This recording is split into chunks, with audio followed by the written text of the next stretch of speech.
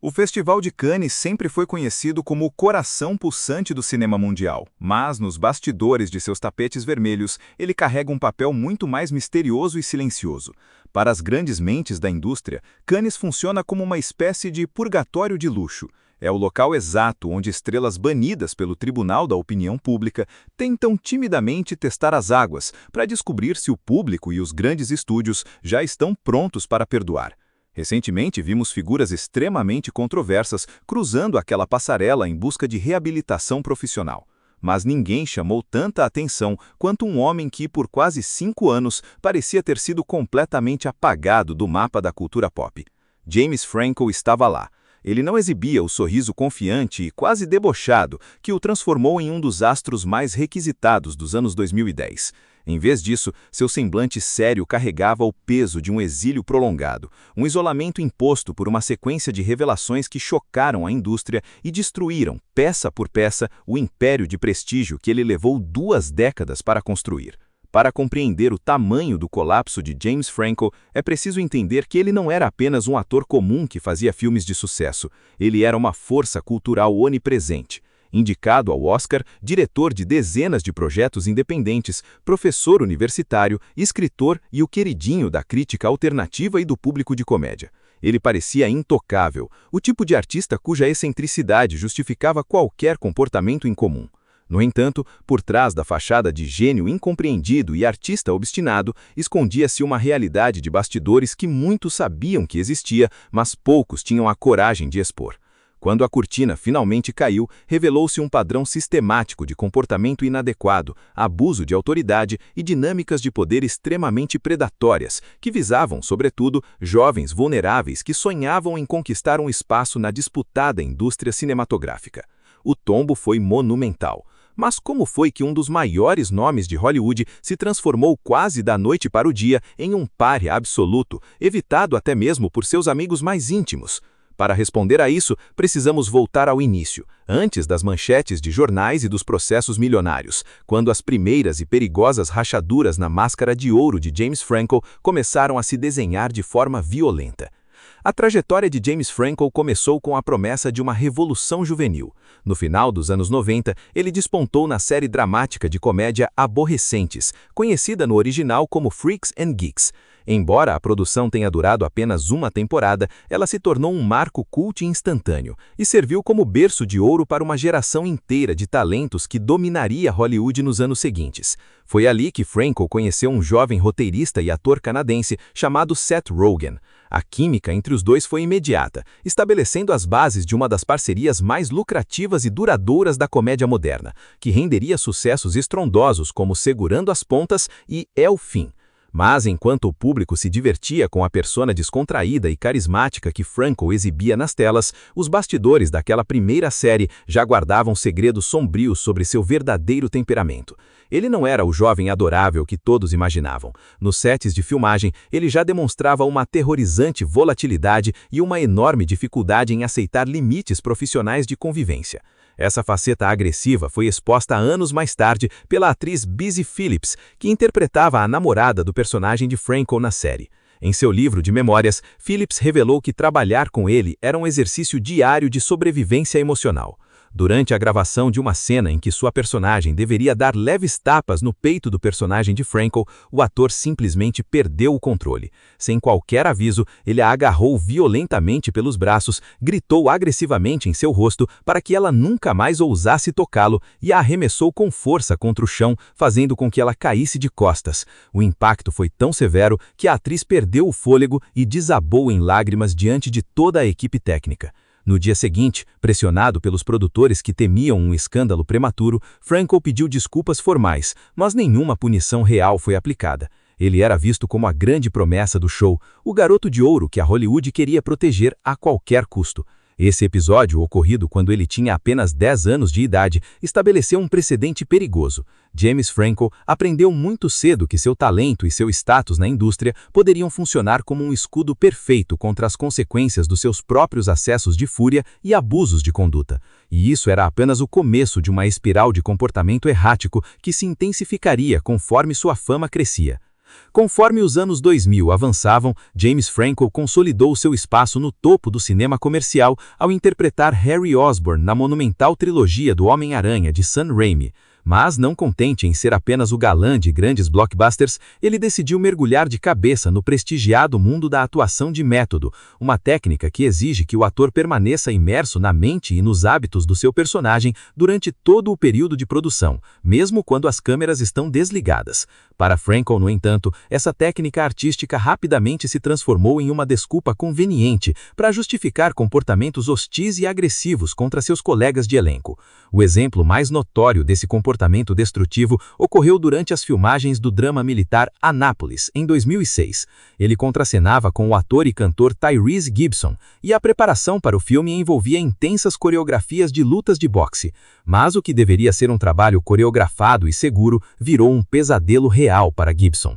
Sob o pretexto de estar totalmente entregue ao personagem, Franco ignorava as marcações de segurança e desferia golpes físicos reais e violentos contra Tyrese Gibson durante os ensaios e as gravações. Mesmo com os protestos frequentes de Gibson e da equipe de coordenação de dublês, Franco se recusava a suavizar os ataques, alegando que precisava sentir a raiva real da luta para entregar uma atuação convincente.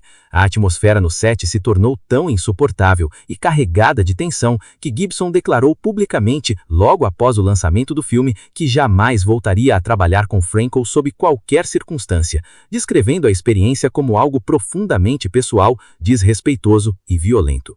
Anos depois, Franco admitiu que seu comportamento na época havia sido inaceitável e infantil, tentando minimizar a situação ao dizer que era apenas jovem e excessivamente focado, mas o padrão continuava se repetindo. Essa mesma ausência gritante de empatia profissional ficou evidente para o mundo inteiro em 2011, quando ele foi escolhido para apresentar a prestigiada cerimônia do Oscar ao lado da atriz Anne Hathaway. Enquanto Hathaway se esforçava ao máximo para manter a energia do show em alta diante de um roteiro visivelmente fraco, Franco parecia completamente apático, quase tediado, agindo como se estivesse acima daquele evento de gala.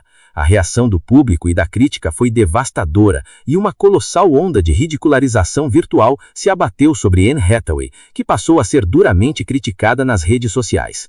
Em vez de apoiar publicamente sua parceira de palco e dividir a responsabilidade pelo fracasso da noite, Franco preferiu fazer comentários frios e distantes, que apenas alimentaram a fogueira contra a atriz. Ele preferiu proteger sua própria imagem de artista intelectual incompreendido, deixando Hathaway carregar sozinha o bardo da rejeição pública.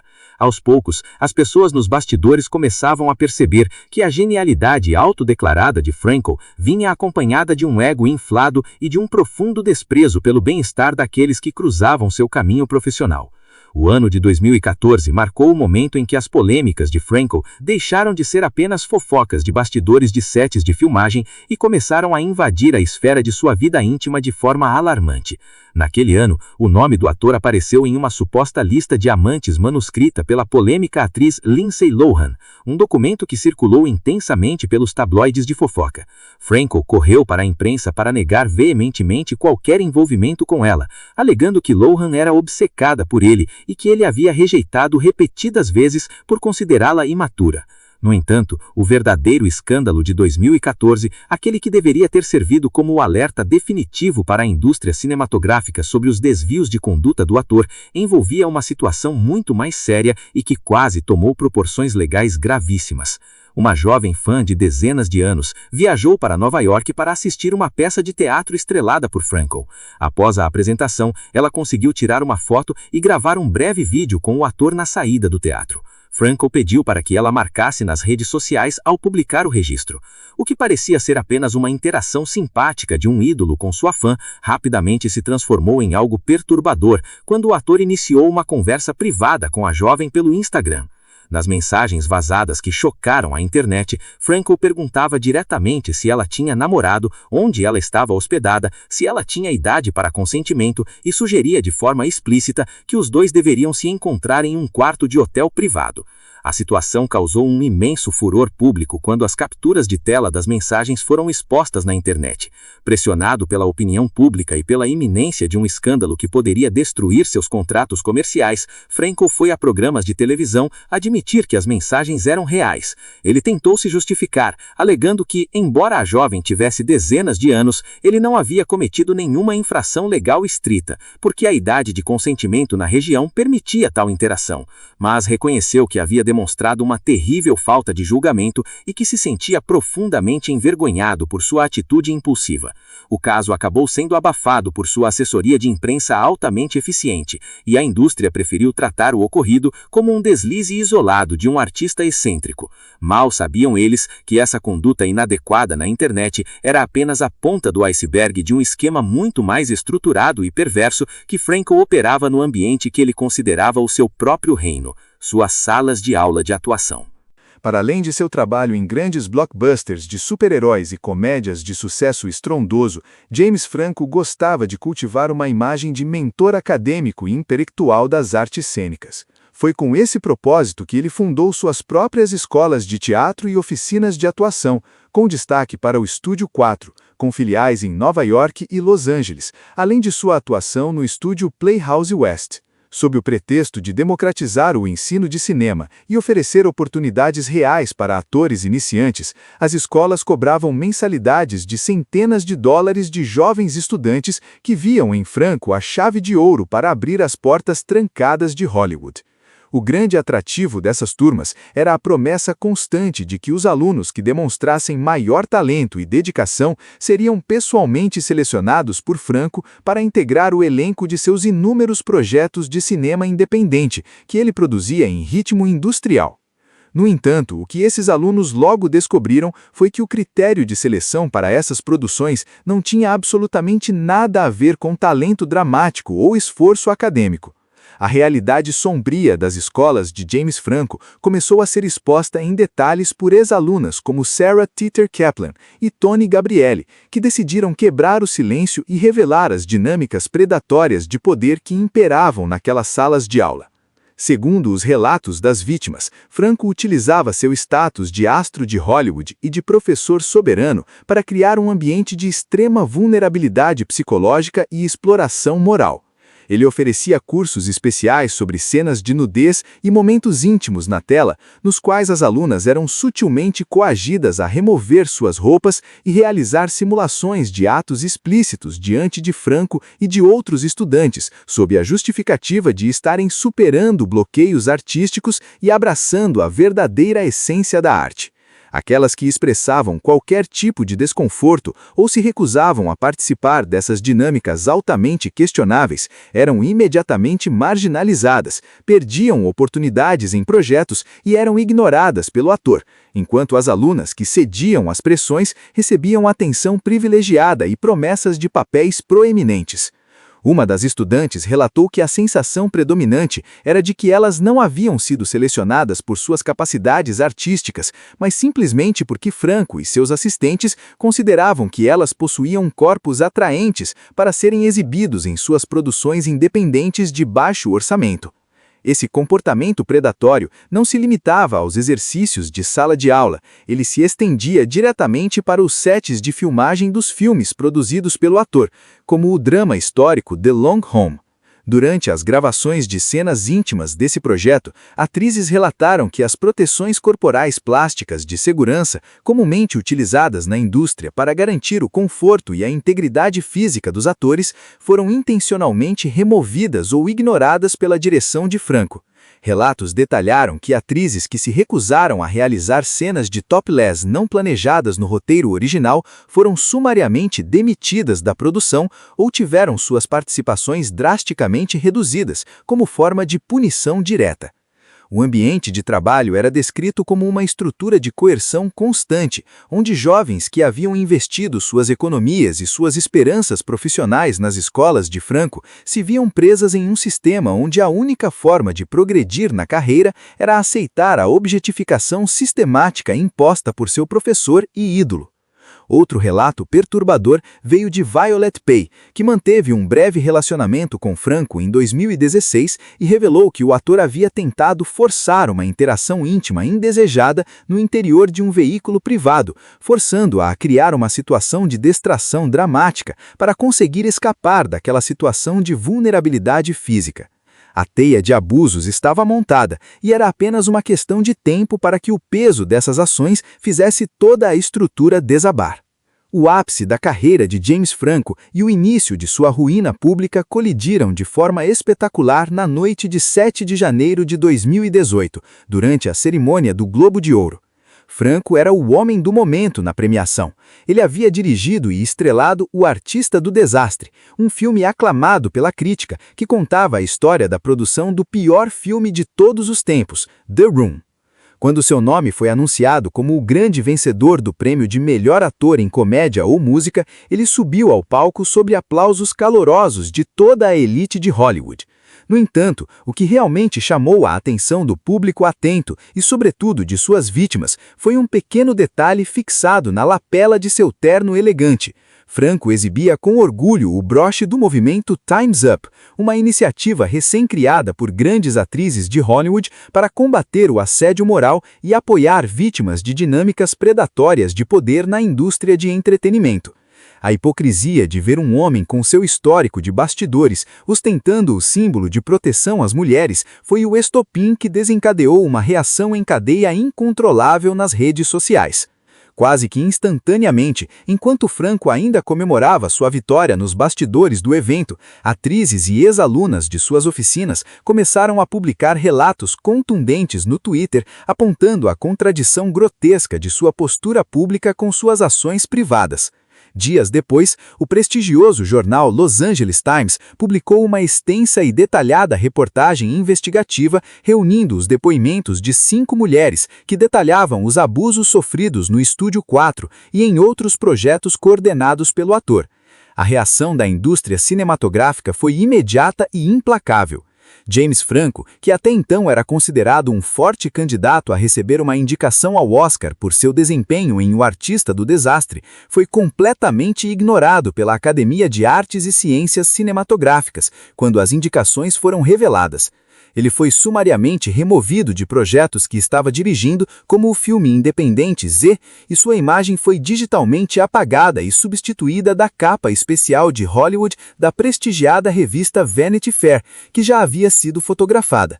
Embora ele tenha conseguido concluir seus contratos contratuais na elogiada série dramática The Deuce, da HBO, onde interpretava irmãos gêmeos, a produção decidiu encerrar o projeto em sua 3ª temporada em 2019 e os produtores deixaram claro que a continuidade do ator na série até o fim ocorreu exclusivamente para proteger os empregos e os salários de centenas de profissionais da equipe técnica que não tinham relação com os erros pessoais do astro. Mas o golpe mais doloroso e definitivo na reputação de Franco não veio de executivos de estúdios ou de premiações de cinema, mas sim de seu aliado mais próximo e amigo de longa data. Seth Rogen, que havia construído toda a sua carreira de sucesso ao lado de Franco ao longo de 2 décadas, inicialmente tentou manter uma postura de neutralidade, afirmando que continuaria trabalhando com o amigo apesar das controvérsias. No entanto, em 2021, diante da gravidade das revelações e da pressão pública insustentável, Rogen mudou radicalmente de posicionamento. Em uma entrevista sincera e dolorosa, ele declarou que havia rompido definitivamente sua amizade pessoal e sua parceria profissional com James Franco, condenando de forma contundente os comportamentos revelados e afirmando que não havia qualquer plano de voltar a trabalhar com o ator no futuro. Franco estava agora completamente sozinho, isolado pela mesma indústria que outrora havia colocado em um pedestal intocável.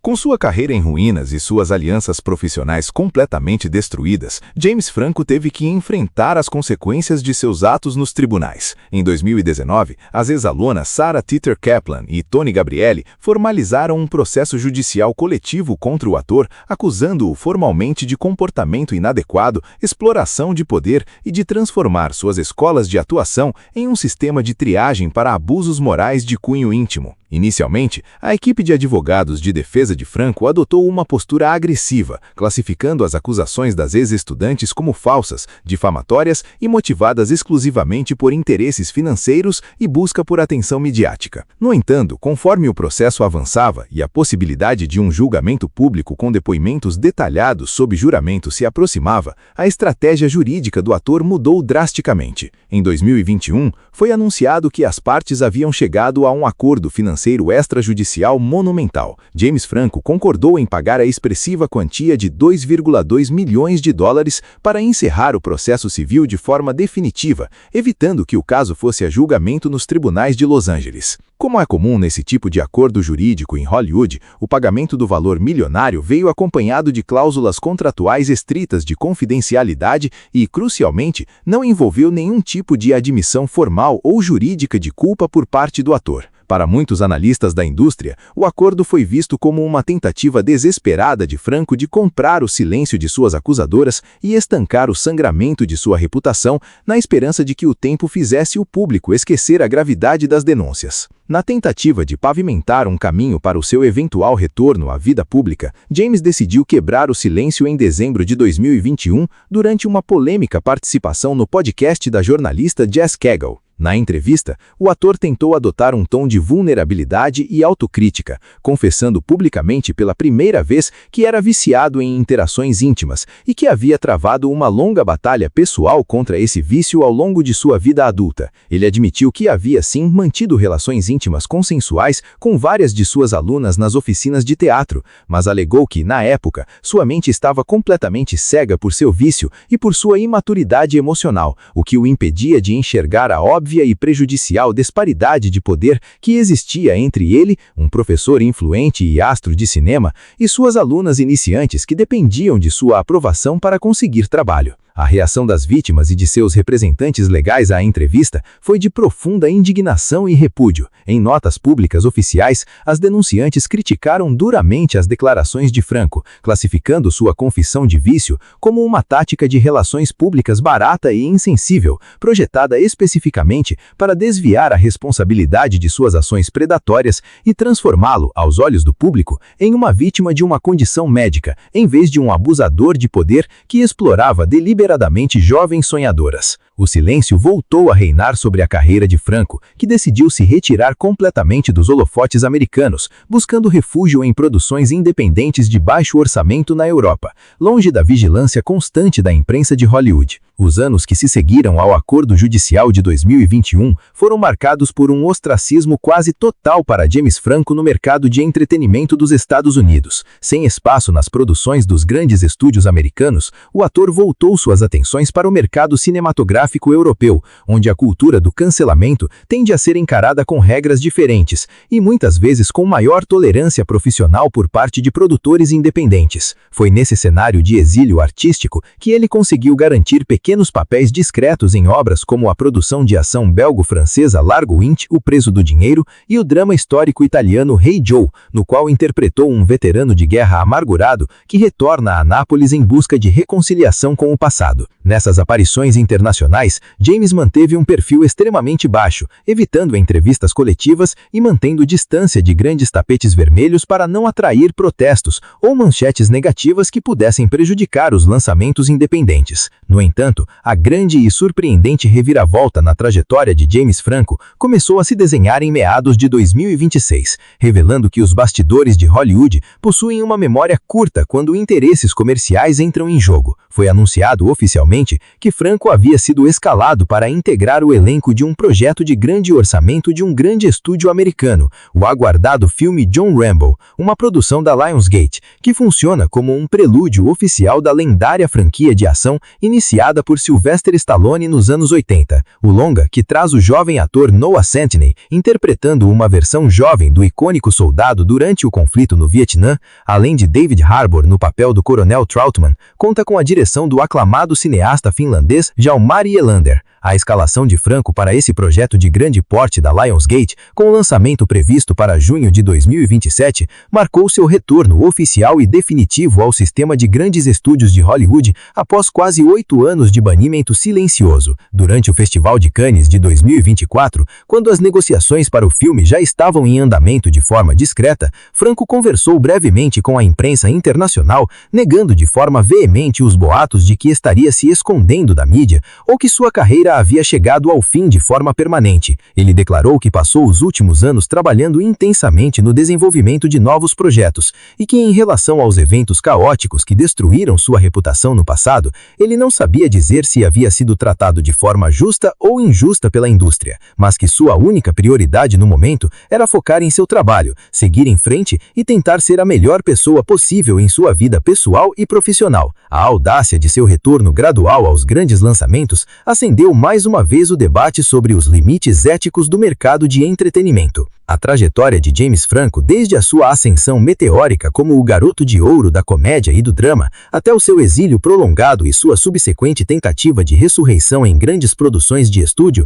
serve como um espelho fascinante e complexo das dinâmicas morais que regem a Hollywood contemporânea. O caso do ator nos força a encarar de frente uma das discussões mais difíceis, polêmicas e polarizadoras da cultura pop moderna. Até que ponto a indústria de entretenimento e o público consumidor são capazes ou devem estar dispostos a perdoar uma figura pública marcada por um histórico tão severo, sistemático e documentado de abusos de autoridade e dinâmicas de poder inadequadas? Para muitos críticos e defensores dos direitos das vítimas, a escalação de Franco em grandes projetos comerciais como o Prelúdio de Wembley representa um retrocesso inaceitável. Para esse grupo, o retorno de Franco envia uma mensagem perigosa de que no pragmático universo de Hollywood, o talento artístico, o prestígio comercial e o pagamento de acordos financeiros milionários extrajudiciais são suficientes para apagar as cicatrizes deixadas em dezenas de jovens que tiveram suas carreiras e suas confianças destruídas